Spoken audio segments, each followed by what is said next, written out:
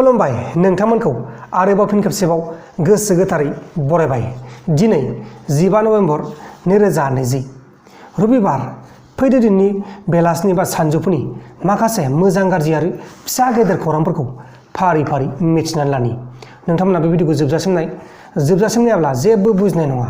अब्ला जेबो गोबाव खालामालासिनो बेखेवनो सुजुदो दिनैनि बे रादाबफोरखौ। गिबि खौराङा जाबाय तेलेंगानानि गदाबारि दैमायाव मैयाहाय सुनिबारखालि सानै लाइमोना दैयाव सानस्रिनो थांनाय समाव गोथौआव गोलैनानै रुंसारि जादों आरो फारसेथिं बे दैमायावनो फिन 4 लाइमोनफोरा गलांनानै रुंसारि जादों। गासै सानसेयावनो 6 जन सुबुंफोरनि जिउ खहा जादों बे गदाबारि दैमायाव। लोगोसे भारतआव गुसुं भिडिअ एप टिकटक एपआ सावरायजानायनि दोहौआव फैदों। मिथिहोनाय बायदिब्ला बे कम्पानिया थाबैनो गुबुन महरजों फैफिननो हागौ, नाथाय दासिमबो थि जायाखै। जोंनि भारतआव टिकटक एपखौ बेन खालामदोंब्लाबो बे कम्पानिया जोबोर गोख्रैनो सोलिगासिनो दं होननानै खौराङाव फोसावनाय जादों। गुबुन फारसेथिं हजाइ जिल्लानि कपाहि बारियाव उगुर फालांगिरिफोरनिफ्राय 20 लाख रां सिख'नानै लांदों। उगुर फालांगिरिफोरनि मोनसे हानजाया गंसे विंगार गारिजों आपार आसाम फारसेथिं थांदोंमोन। बे समावनो गंथाम बाइकजों सा 6 सिखावनि हानजाफोरा हाथियार लानानै फालांगिरिफोरनि गारिखौ बेंथेदोंमोन। रांनि थफ्लाखौ सिख'नाय समाव फालांगिरि आरो सिखावफोरजों नारा-नाथा जुजिलायनाय जादोंमोन। सिखावफोरा गुलि गावदोंमोनब्लाबो 2 सिखावखौ राइजोफोरा हमनो हादोंमोन आरो 4 खारखोमालांनो हादों। हमजानाय 2 सिखावफोरनिफ्राय गंसे पिस्तलजों लोगोसे गंसे मेगजिनबो मोनफानाय जादों आरो दा बिसोर 2 सिखावखौ हमनानै गुबुन 4 सिखावखौबो हमनो प्लेन खालामगासिनो दङ आरो दा बिसोरखौ गोख्रों साजा होनाय जासिगोन। अब्ला दानिया फैदो गुबुन खौराङाव। गुबुन खौराङा जाबाय इउएसनि बारग' प्रेसिडेन्ट बराक ओबामाया गावनि बिजाबाव भारतनि गुबुन गुबुन राजखान्थि दोलोनि दैदेनगिरिफोरजों लोगोसे राहुल गान्धीखौ बाख्नायदोंमोन।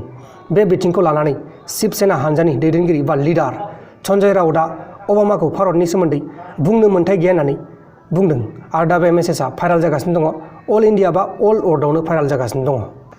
लोगोसे पाकिस्तानिफोरा जम्मु एन्ड काश्मीरनि LOCआव बा लाइन अफ कन्ट्रलाव जवान आरो पाब्लिक गावथारनायनि थाखाय इन्डियायाव थानाय पाकिस्तानी एम्बासिनि अफिसियेलफोरखौ कर्टआव हाजिर जानो थाखाय अर्डार होदों बा खावलायदों आरो दा बिथांमोना कर्टआव हाजिर जानांसिगोन, नङाब्ला बिथांमोना एरेस्ट खालामजानोबो हानाय।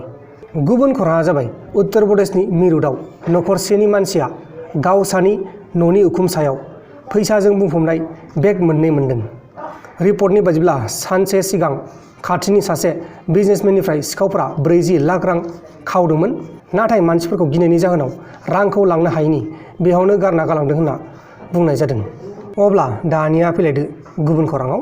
गुबुन खौराङा जाबाय वेस्ट बेंगलनि फाइनेन्स मिनिस्टार अमित मित्राया इउनियन मिनिस्टार निर्मलाखौ GST काउन्सिलनि मिटिं खालामनो थाखाय खावलायदों एबा लेंहरदों। लोगोसे जेबो बोलो आरो गोहोआ भारत हादरनि आर्मिफोरखौ बर्डारनि सिमाखौ रैखा खालामनायनिफ्राय होबथानो हाया होननानै प्राइम मिनिस्टार नरेन्द्र मदिआ मैयाहाय बुंदों। लोगोफोर, दिनैनि बेलासिनि बा सानजौफुनि रादाबफोरा बेखिनिल'मोन। जुदि नोंथांमोना आंनि बे भिडिअखौ मोजां मोनदों अब्ला भिडिअखौ शेयार खालाम। नोंथांनि लोगोनो वाट्सएपआवनो जा फेसबुकआवनो जा जेरावबो जेखेबो शेयार खालामबानो जाबाय। आरो दासिमबो जुदि नोंथांमोना आंनि बे प्रान्जल नार्जारि इउटुब चेनेलखौ साबस्क्राइब खालामाखै अब्ला अन्नानै साबस्क्राइब खालाम। बाय बाय।